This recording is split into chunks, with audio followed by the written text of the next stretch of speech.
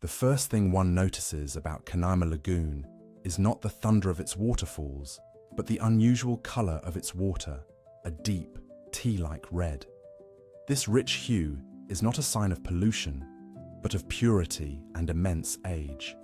It's a natural infusion, steeped with tannins from millennia of decaying vegetation and minerals leached from the surrounding plateaus. Every drop that cascades over the Salto Hacha and its sister falls has traveled through the ancient heart of the Guiana Shield, a geological formation nearly 2 billion years old. The water carries the very essence of the Tepuis, the towering, flat-topped mountains that stand as islands in time. Even the soft, pink-hued sand lining the shores is weathered quartz from these same formations. Here, you are not simply looking at a body of water. You are witnessing a living chronicle of geology, where the land itself dissolves into the lagoon, coloring it with the story of its own deep past.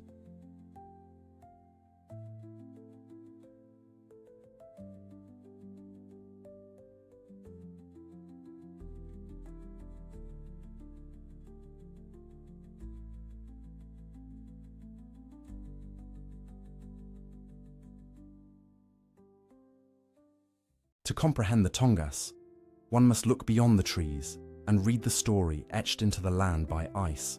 This is not merely a forest, it is a remnant world, sculpted by the colossal force of retreating glaciers that, just 10,000 years ago, carved these deep, water-filled fjords and shattered the coastline into the 1,000-plus islands of the Alexander Archipelago.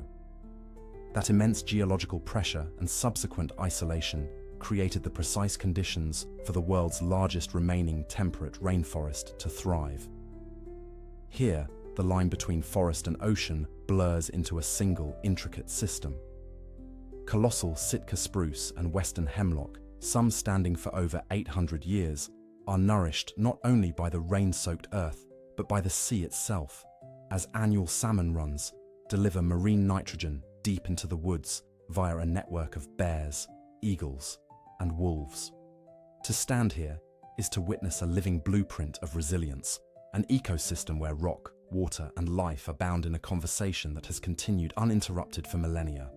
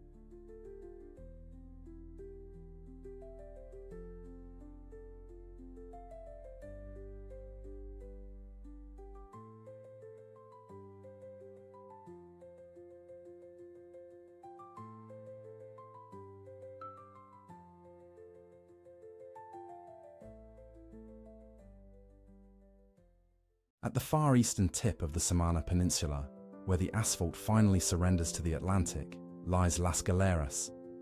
This is not merely a geographic endpoint, but a geological one. The entire peninsula is an uplifted block of cast limestone, a porous foundation sculpted over millennia by the patient work of water.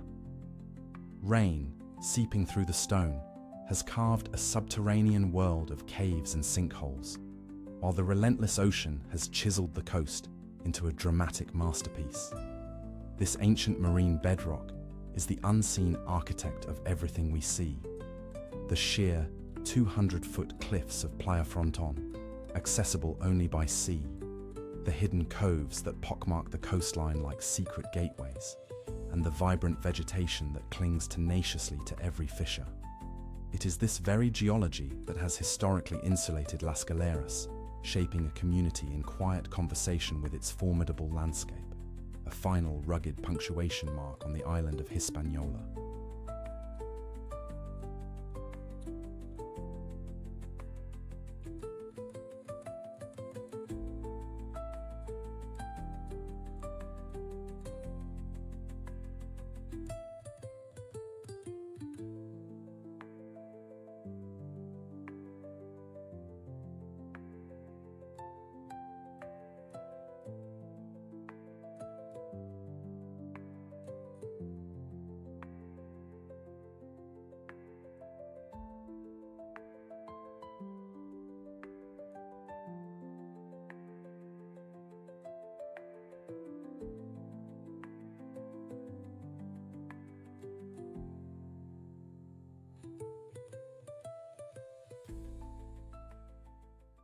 Marrakesh is known as the Red City, a name that speaks not of paint, but of the earth itself.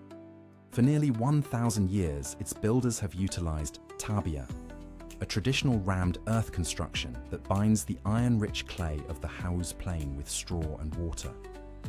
The Almoravid dynasty first employed this method on a grand scale in the 11th century, raising the 19 kilometers of formidable ramparts that still encircle the ancient Medina. These walls, baked to a deep ochre by the North African sun, do more than defend.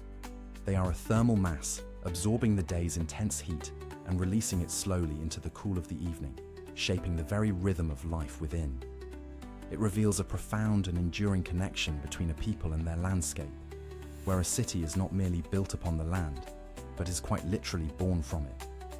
Every wall, from the grandest palace to the humblest dwelling, whispers a story of geology and dynasty, a testament to a metropolis sculpted from the ground on which it stands.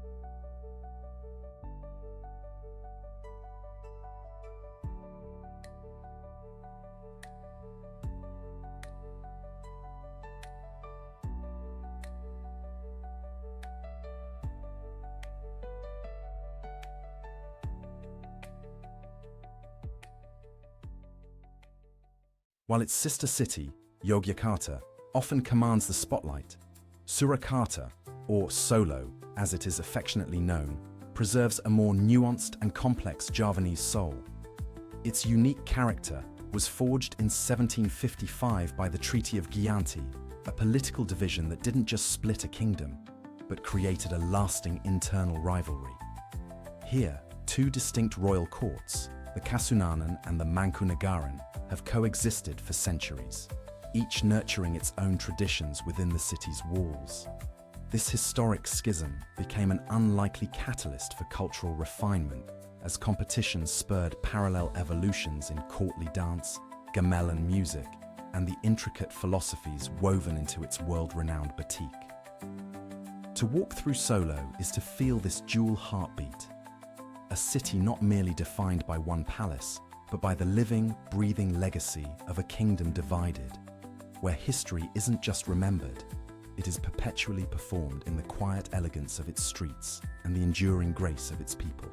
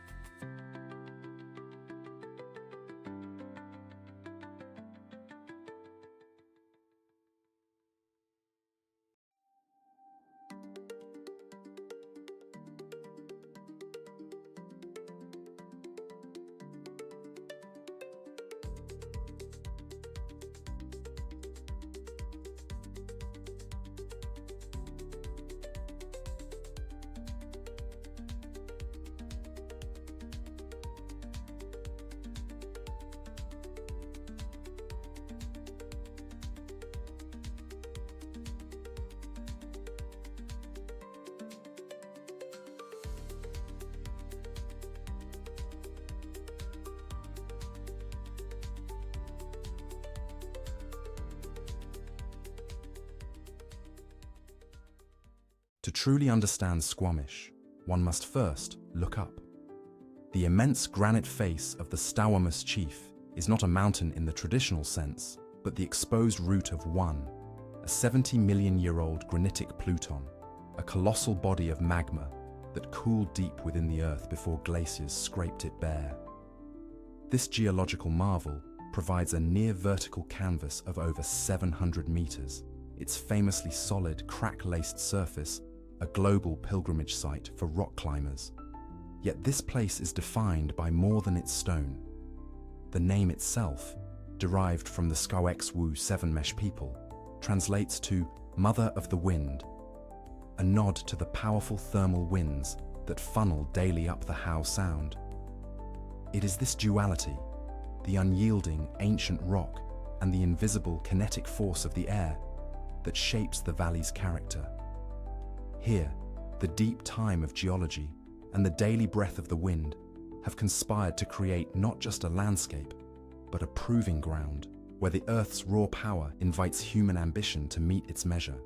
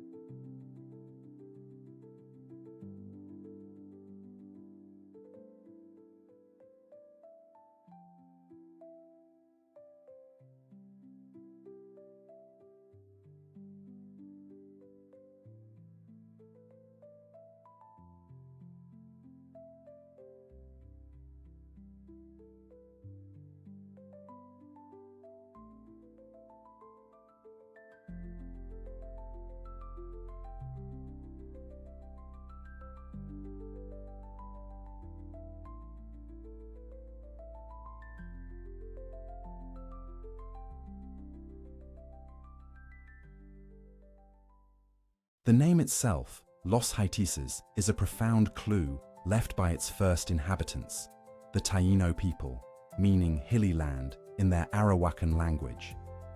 It is a landscape defined entirely and dramatically by its geology. What we see today as a breathtaking labyrinth of verdant 50-meter-high islets rising like ancient hummocks from the tranquil bay waters began its life millions of years ago as a vast and vibrant coral reef resting on the primordial sea floor. Immense tectonic uplift, a slow but inexorable geological force, eventually forced this massive limestone platform above the waves, exposing it to the elements. For countless millennia since, the patient, persistent work of tropical rainfall, naturally made acidic by atmospheric carbon dioxide, has sculpted this soft rock.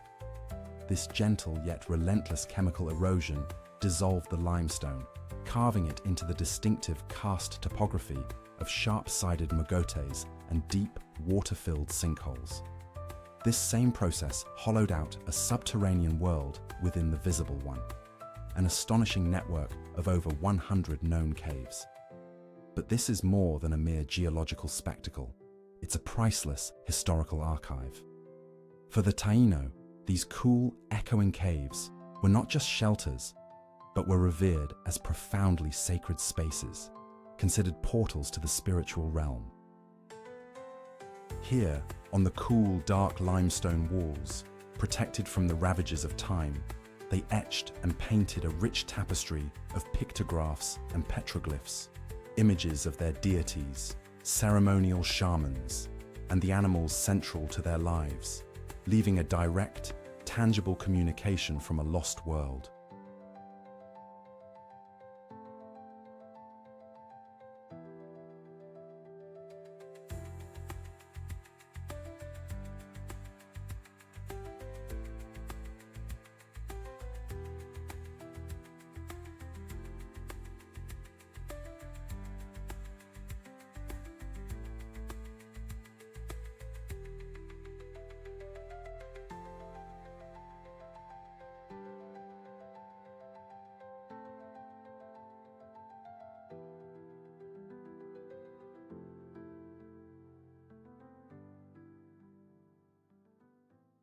The sweeping crescent of Luanda Bay is no accident of geography.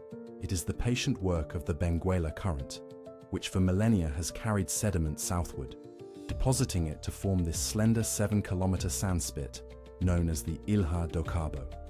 This natural breakwater created one of West Africa's most perfect deep-water harbors, a strategic prize that prompted Portuguese navigator Paulo Dias de Novais to found his settlement here in 1576. What was once a shelter for caravels now provides the foreground for a startlingly modern skyline, a wall of glass and steel that reflects the nation's complex fortunes. Along the revitalized promenade, the Marginal, the city breathes, a constant flow of life against the calm, protected waters. The bay remains the city's anchor, a geographical constant that has witnessed the entire arc of Angola's story, from a remote colonial outpost to the dynamic and often contradictory capital it is today.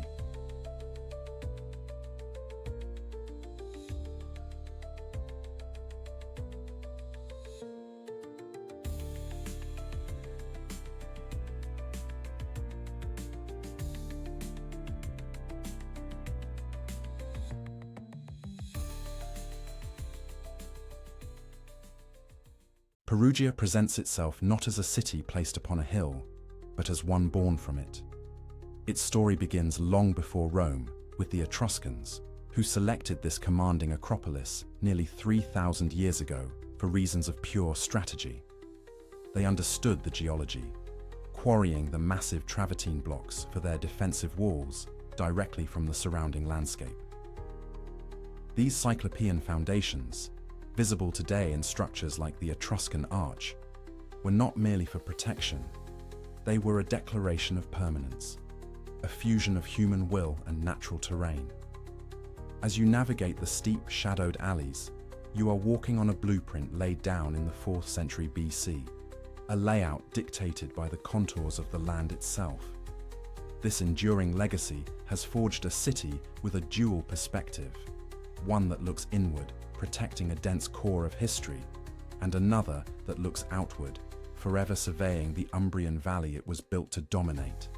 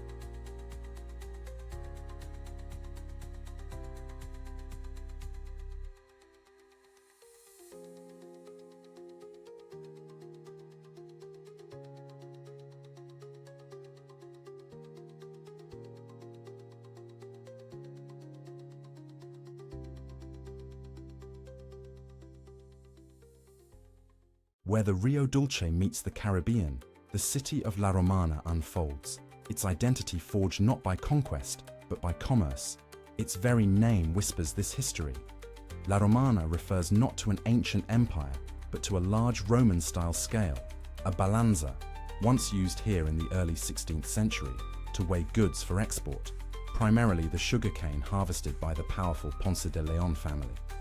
This simple, practical tool was the nucleus around which the port grew. For centuries, this was a company town, its fortunes rising and falling with the global price of sugar, its skyline eventually dominated by the chimneys of the Central Romana Mill, one of the largest in the world.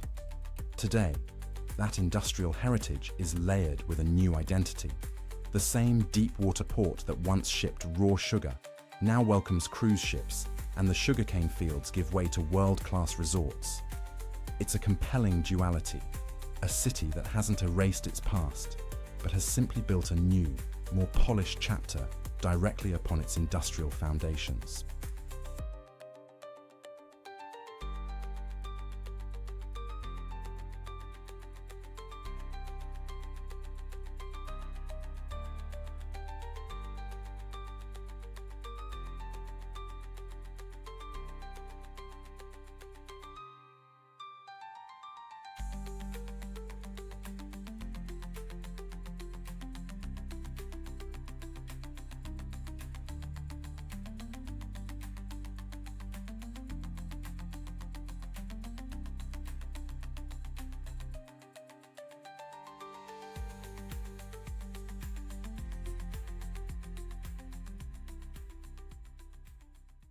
To approach Girona from the Oñar River is to witness a city presenting its most famous face, a cascade of ochre, sienna, and pastel homes that seem to defy gravity. But this celebrated tableau is far more than a picturesque facade. These are the Cases de l'Oñar, or hanging houses, built directly upon the remnants of the city's eastern medieval wall. For generations, their distinct colours served a vital, practical purpose, allowing fishermen to distinguish their homes from the bustling waterway below. This tradition was later unified and elevated in the early 20th century by the visionary architect Rafael Masó, cementing the riverfront's iconic identity. What we are truly seeing, then, is a vertical timeline. The deep Roman foundations support the medieval fortifications, which in turn provide the base for centuries of domestic life. It's a powerful testament to a city that doesn't discard its history, but rather builds upon it, layer by colourful layer, creating a living chronicle that is both seen and deeply felt.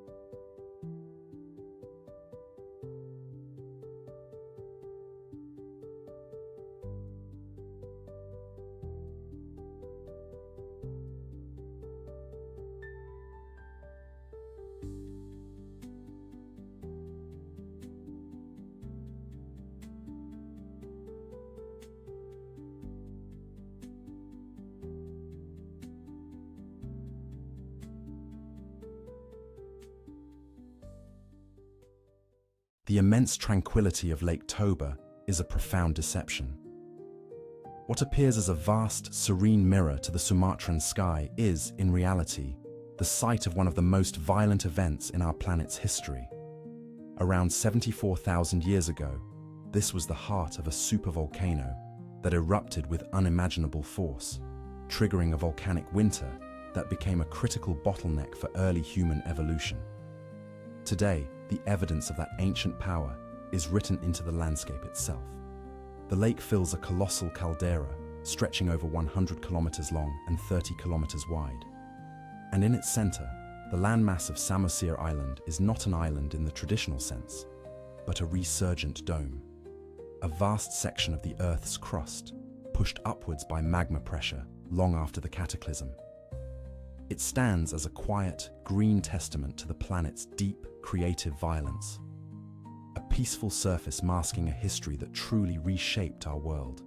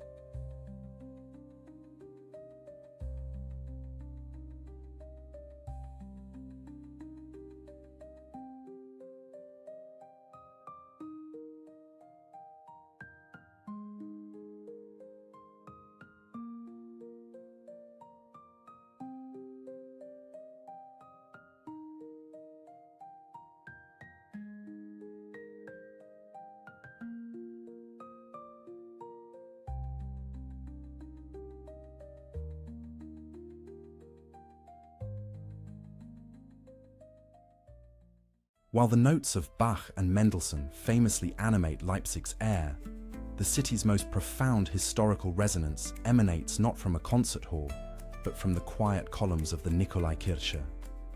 Here, beneath a unique ceiling, where stone pillars blossom into palm fronds, an 18th century vision of paradise, a revolution found its sanctuary. Beginning as small prayer meetings for peace, these Monday gatherings swelled throughout 1989 into the epicenter of dissent against the state. On the pivotal evening of October 9th, with the regime's security forces on high alert, over 70,000 citizens poured from this church, their candles forming a silent, luminous river through the streets. It was an act of breathtaking courage, a peaceful defiance that demonstrated the regime's power had dissolved. In this space, faith was not just a private solace. It became the public crucible for a movement that would, within weeks, bring down the Berlin Wall and redraw the map of Europe.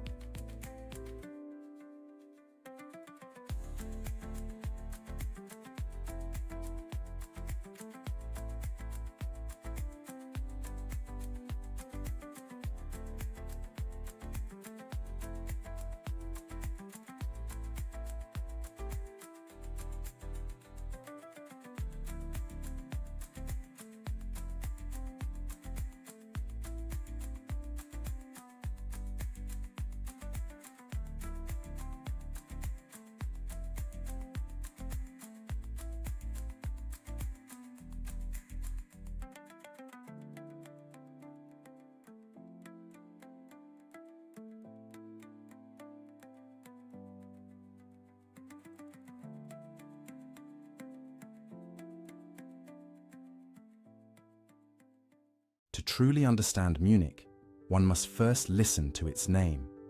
In German, München derives from the Old High German bei den Mönchen, meaning by the monks, a direct and enduring reference to the Benedictine monastery that once formed the spiritual and geographical nucleus where the old city now resides.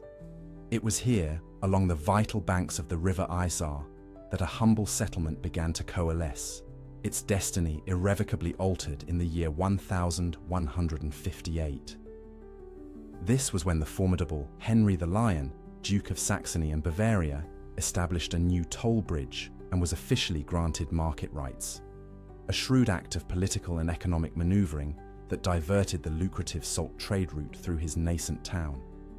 This monastic origin is far more than a historical footnote. It is woven into the city's very fabric, embodied in its most cherished symbol. The city's coat of arms, the ubiquitous Münchner Kindl, depicts not a child as its name might suggest, but a cloaked monk, a constant, gentle reminder of its contemplative beginnings. On a clear day, when the warm southern föhn wind sweeps down from the Alps, creating an almost supernatural clarity, the distant peaks seem to stand as silent guardians over a metropolis that thrives on this duality. For all its modern dynamism, its grand avenues and technological prowess, Munich retains a soul fundamentally shaped by the quiet contemplation of its founders, the bold commerce of its patron, and the enduring, life-giving power of the river that first drew them to its banks.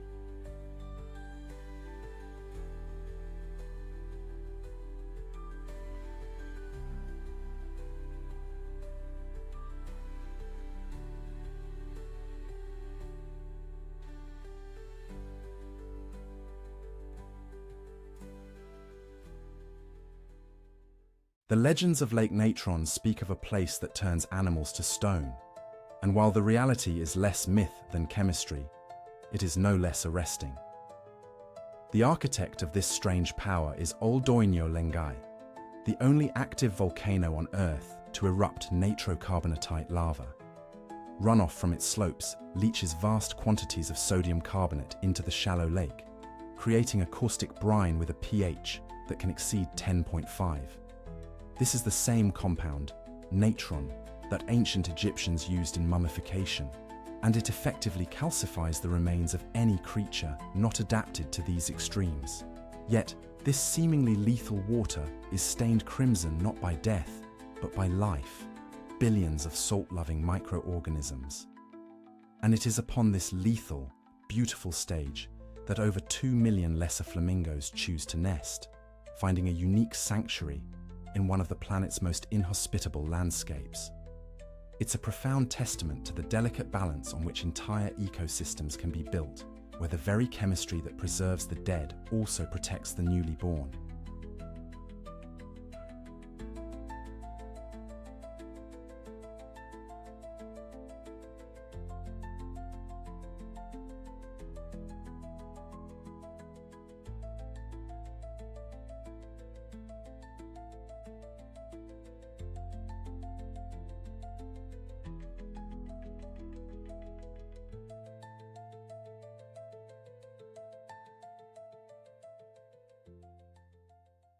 While today's Ubud is widely known as a vibrant global hub for wellness and creativity, its true identity is rooted much deeper, etched into the very volcanic tuff of the landscape and whispered on the humid air of its sacred ravines. The name itself, derived from the ancient Balinese word ubad, meaning medicine, offers the most telling clue, a linguistic signpost pointing to its enduring purpose. This legacy began as far back as the 8th century, when the revered Javanese priest Resi Markandeya was drawn here on a spiritual pilgrimage. He was guided to the powerful, jungle-clad confluence of the Was and Ayung rivers, and as he meditated at this sacred junction, he identified it as a potent nexus of earth energy. It was a place where the island's lifeblood flowed with palpable force, and the air was thick with the restorative scent of healing plants and medicinal herbs he knew to possess powerful properties. It was here, at this hallowed ground, that he established Pura Gunung Lebar, one of Bali's earliest shrines, laying a spiritual foundation that would long predate the famous rice terraces and royal palaces. So, what we see today, the international community of healers, artists, and yogis, is not a modern invention, but the latest flowering of an ancient seed, a contemporary manifestation of that same profound energy that first consecrated this land.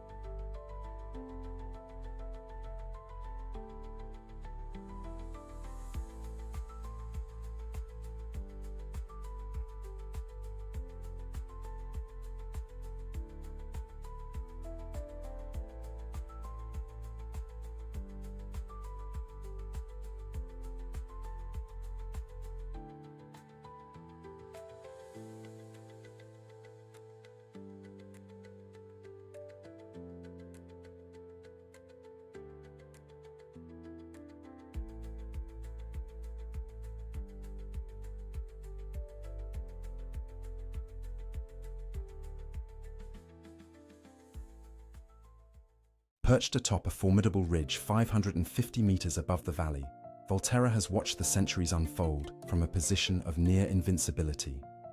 Before the Romans, it was Velathri, one of the 12 great city-states of the Etruscan League, a civilization whose story is intimately carved into the local stone. This is not marble, but alabaster, a translucent gypsum salt left behind by a Pliocene sea some 6 million years ago. This geological gift has fueled the city's artistry for millennia, yet it is also the source of its fragility. The same soft, friable earth that yields such delicate treasures is relentlessly consumed by erosion, creating the dramatic and terrifying precipices known as the Balza. Here, entire Etruscan necropolises and medieval churches have crumbled into the abyss, a stark reminder that Volterra's enduring legacy is a constant, quiet dialogue between human creation and the slow, inexorable power of the earth itself.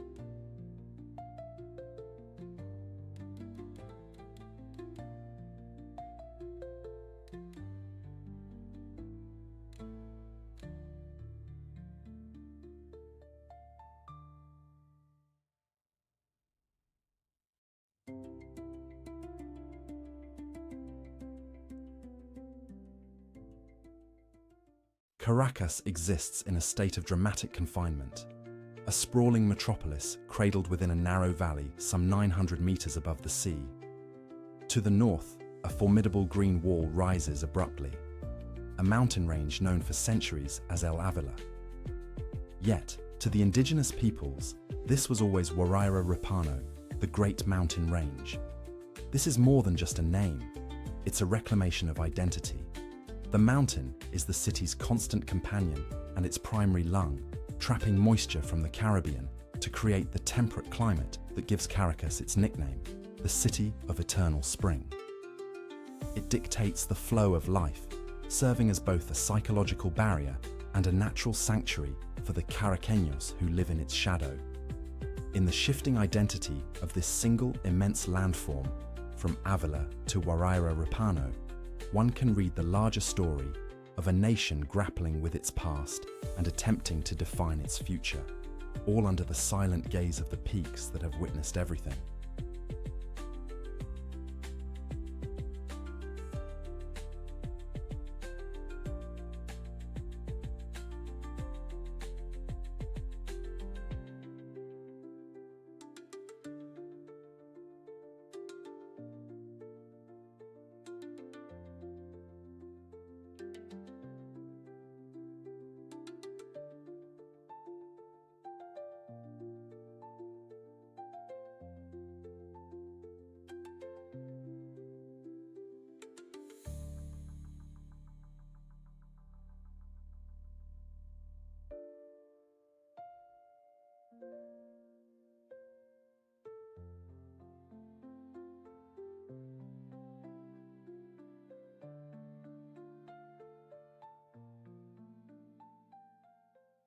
Lanzarote is an island forged not by gentle tides, but in the crucible of a profound cataclysm. To truly comprehend its stark lunar beauty, one must journey back to the year 1730. For 6 uninterrupted years, a fissure nearly 13 kilometers long tore the earth open, unleashing a relentless series of eruptions. This single geological event, chronicled in detail by the local priest, buried over 1/4 of the island's most fertile land and 11 villages under a deep tide of basalt and ash. Yet this upheaval was not merely an act of destruction, it was a primordial act of creation. It sculpted the silent, rust-colored cones of the Timanfaya National Park and left behind the vast Malpais, the so-called Badlands, a jagged, frozen ocean of lava rock. To walk here is to tread upon a landscape younger than many of the world's great cities, a place where the planet's raw power is not a distant memory, but a palpable presence, a latent heat that still radiates just inches beneath your feet, reminding you that this land is not finished.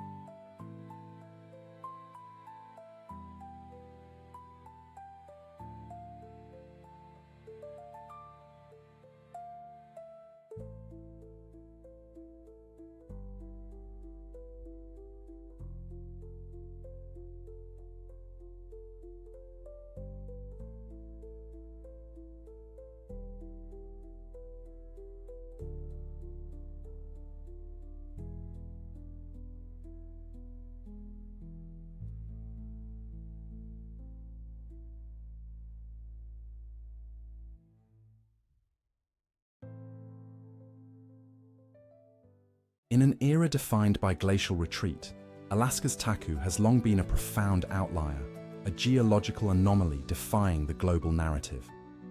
For most of the 20th century, while its brethren receded into memory, this colossal river of ice was actually advancing, a slow, inexorable march into the Taku Inlet. It is the thickest and deepest alpine glacier known in the world, a solid mass of compacted time measured at a staggering 4,860 feet from surface to bedrock. This immense depth created a kind of thermal inertia, a cold reservoir so vast it seemed immune to the warming world. You see the evidence of its historic power in the scoured valley walls and the moraine it pushed before it. Yet, even this titan's long advance has finally faltered. Since approximately 2018, the Taku has begun to thin and recede, joining the Great Global Retreat. This quiet, recent reversal feels more momentous than any dramatic calving event. It is a silent planetary bellwether, a sign that even the most resilient giants of the Ice Age are now answering to a new and unforgiving climate. The landscape of Canaima does not measure its age in centuries, but in silent, staggering eons. To gaze upon its iconic flat-topped tepuis is to feel profoundly humbled, looking out across a vast and unforgiving ocean of geological time, a vista from a world before our own. These are not mountains in the conventional sense, violent creations born of tectonic collision and sudden uplift. Instead, they are ancient, stoic survivors, erosional remnants carved from the very bedrock of the continent. They are the last defiant fragments of the Guiana Shield, a Precambrian formation whose sandstone and quartzite rocks solidified nearly 2 billion years ago, when the planet's atmosphere was a toxic veil barely breathable by the simplest of organisms. For millennia uncounted, wind and torrential rains have scoured away the softer surrounding plains, leaving these immense, table-like structures standing in solitary grandeur. This immense history, this profound separation from the world below, has created a unique and fragile biological reality. Each summit, perpetually isolated from the surrounding lowlands by its sheer, precipitous walls, often shrouded in mist, has become a veritable island in the sky, fostering life in a way seen almost nowhere else on Earth. It is estimated that over 30% of the vascular plant life found on these plateaus is endemic, found here and nowhere else, a living testament to the power of isolation in shaping evolution.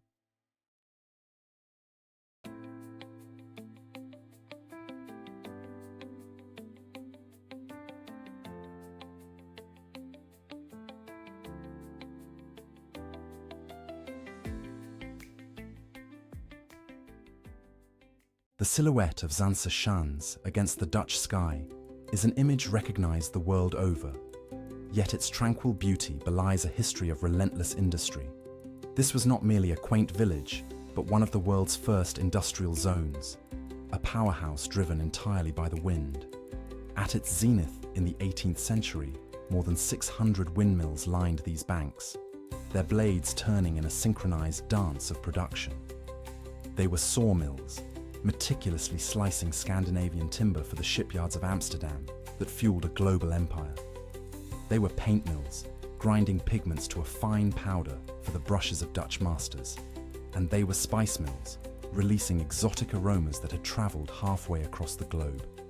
What we see today is a carefully curated collection, a living museum of authentic structures moved here for preservation. It serves as a profound reminder that before the age of steam and steel, it was the elemental force of the wind, harnessed by Dutch ingenuity, that built a golden age.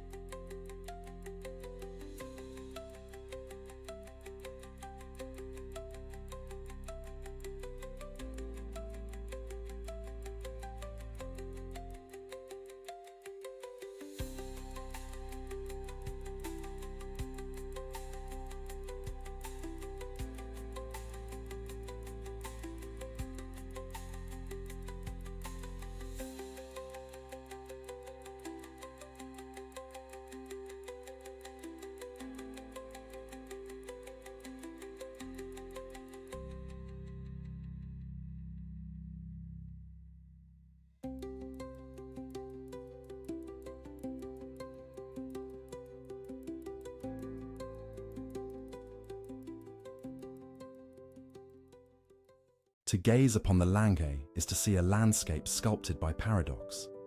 These are not ancient weathered mountains, but the floor of a primeval sea, thrust upwards some 5 million years ago. The alternating layers of bluish Tortonian marl and the more compact Serravalle sandstone create a complex terroir, a geological fingerprint that defines everything grown here. This marine legacy, rich in minerals and fossils, is the secret held within the soil.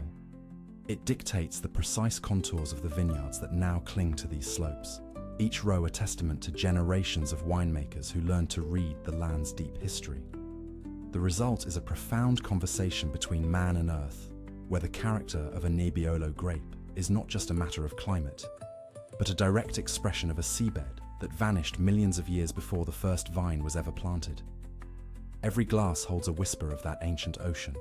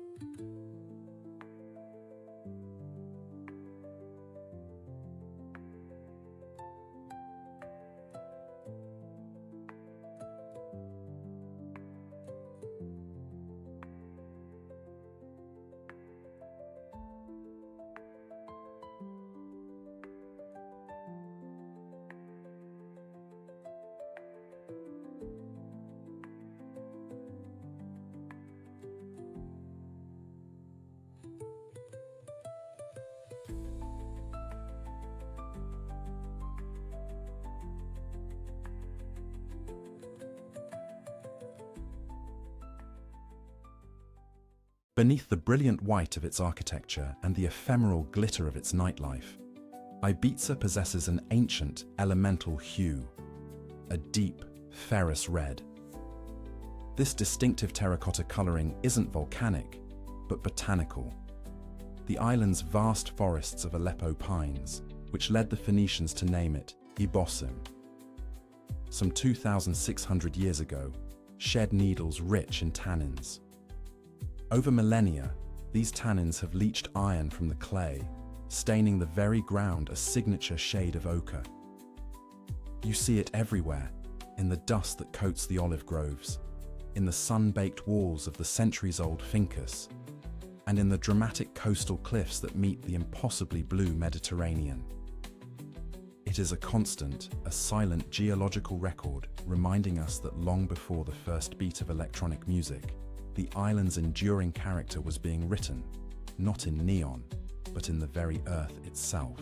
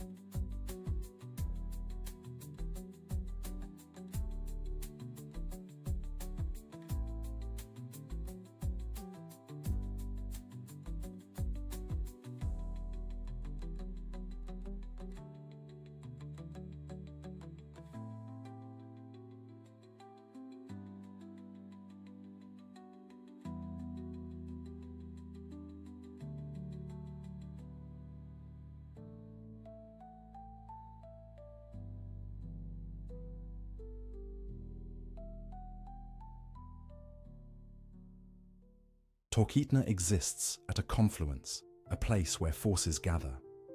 Its name, derived from a Denaina Athabascan phrase, literally describes its location, where three powerful, glacier-fed rivers, the Susitna, the Chulitna, and the Talkeetna, merge into one. This convergence is not merely geographical, it's the town's very reason for being. Formally established in 1916 as a district headquarters for the ambitious Alaska Railroad project, its position was a strategic necessity, a natural nexus for supply and transport in an otherwise untamed wilderness. Today, that same spirit of convergence endures, though the cargo has changed. The town now serves as the essential staging ground for mountaineers from across the globe, all drawn here with a single formidable objective: the summit of Denali. The historic log cabins and unpaved main street aren't quaint relics for tourists. They are a living testament to a place built on purpose, a frontier outpost that has never lost its connection to the wild, formidable landscape it was designed to serve.